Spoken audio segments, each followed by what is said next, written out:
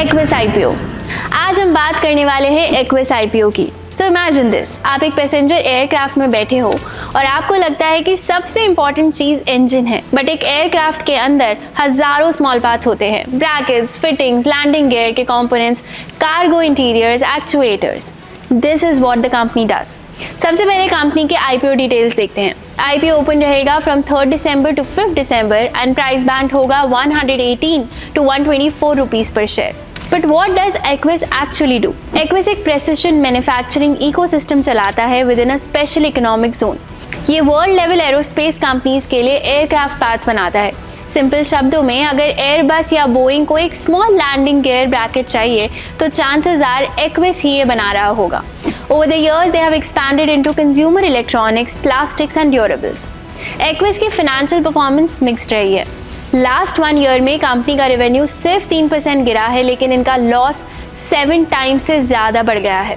Company का date 533 crore का है, जो कि काफ़ी हाई है। कंपनी आईपीओ से 922 करोड़ रेस कर रही है और अच्छी बात यह है कि उसमें से 433 करोड़ सिर्फ अपना डेट रीपेमेंट करने में ही लगाएगी। स्ट्रेंथ्स की बात करें तो first, unique vertically integrated manufacturing ecosystem. Aqueous India का एक ऐसा प्रेसिशन मैन्युफैक्चरर है जिसका पूरा मैन्युफैक्चरिंग इकोसिस्टम एक ही स्पेशल इकोनॉमिक जोन के अंदर है।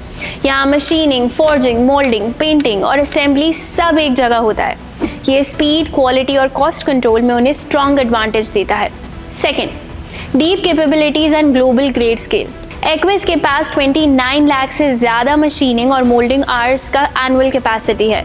इस स्केल की वजह से company complex aerospace parts fast और रिलायबल तरीके से बनाती है। अब अगर रिस्क फैक्टर्स देखें तो फर्स्ट है एक्सट्रीम डिपेंडेंसी ऑन एरोस्पेस। अगर एरोस्पेस डिमांड स्लो हो जाए तो कंपनी का रेवेन्यू डायरेक्ट इम्पैक्ट होता है।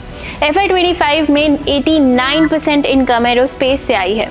Second, customer concentration. Top 3 customers से 53% रेवेन्यू आता है, टॉप 10 कस्टमर्स से 83%। अगर इनमें से किसी एक का भी वॉल्यूम ड्रॉप हो जाए तो बिजनेस को एक बड़ा झटका लग सकता है।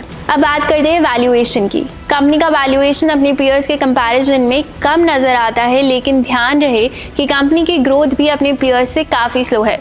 तो एक्विस एक नीश एरोस्पेस प्रेसिशन मैन्युफैक्चरर जरूर है जिसका इकोसिस्टम स्ट्रांग है, but company high customer concentration, slow growth और एरोस्पेस डिपेंडेंसी के रिस्क के साथ आती है। तो क्या आप इस आईपीओ में अप्लाई करोगे? हमें कमेंट्स में बताइए। Investments in securities market are subject to market risks. Read all the related documents carefully before investing.